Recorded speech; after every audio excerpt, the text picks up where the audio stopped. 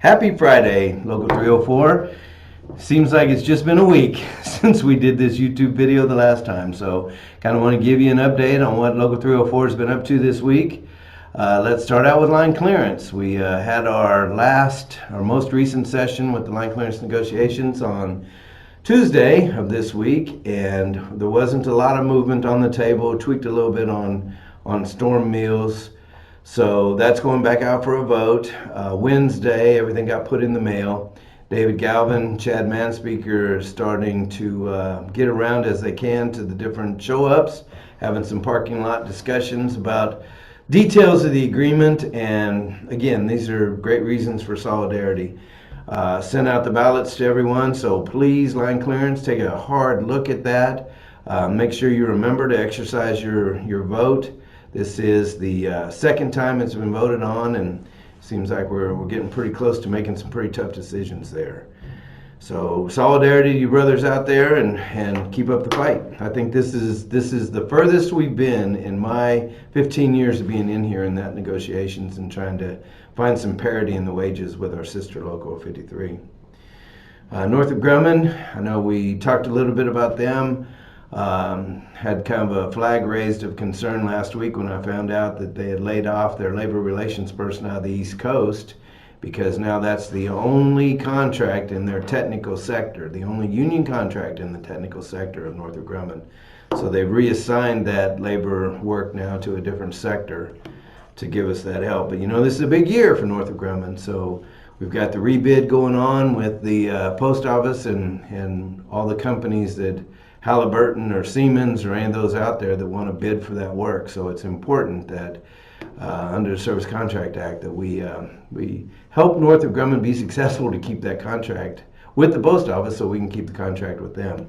We will be opening negotiations early this year because it's a rebid year for the post office. And there is David Galvin and the stewards out there at Northrop Grumman are going to hold a parking lot organizing drive, if you will, rally on May 2nd. So look for that and please participate. Did finally get our steward training locked in with the International Education Department. So we're going to hold a steward training for new stewards on Monday, July 22nd here in Topeka, and then in Great Bend on July 24th. So it'll be exciting to get us a new group of stewards, and looking forward to that, both P&I and construction.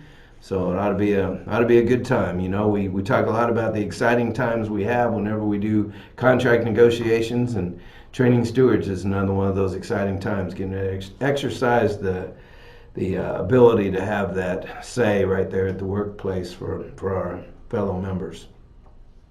Kansas Gas. I know we talked a little bit about it last time, but I did a Code of Excellence training there this week, and had another 7, I think, new hires. And on May the 3rd, I believe it is, I have about a class of 13. So a lot of turnover going on there at the call center. I talked to somebody out west about doing some Code of Excellence for the field, and looks like, again, that'll be a class of about the same, somewhere around a dozen.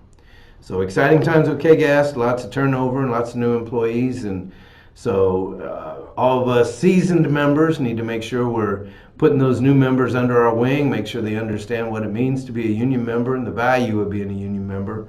Again, like I explained in those new hire orientations, Union Plus is an excellent benefit that union members get for benefits outside of what we negotiate with inside our agreements. So check out that Union Plus website, and supposedly everything that you spend regularly on through Union Plus is going to save you enough to pay your union dues every month.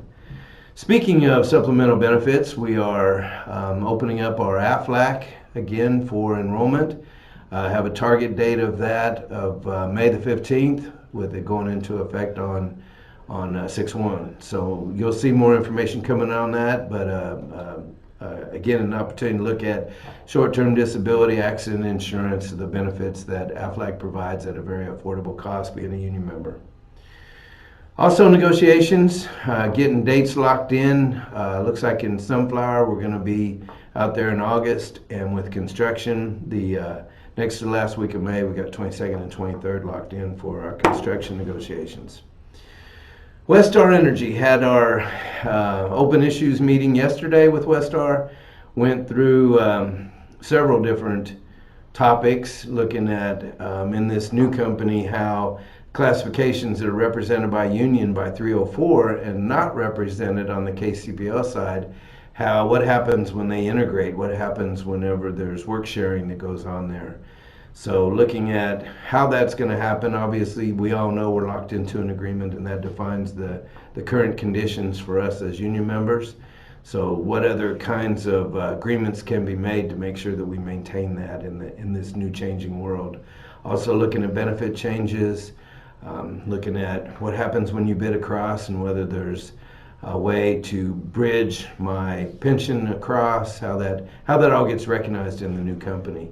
So again, that all takes place in 2020, whenever the two companies' financials all get merged together. So lots of exciting news going on there. Have the power delivery subcommittee on safety rules going on this afternoon. So opportunity again for us to be able to make sure that those that do the work have a say in the definition of how we can safely perform that work. Along that line, next week I hope to give you a report off of the Safety Caucus. IBEW Safety Caucus will be held next week in Kansas City, and we have about 5 or 6 of our members going to attend that meeting. So hope you guys have a safe and happy weekend. Enjoy this nice weather, and we'll talk to you next week.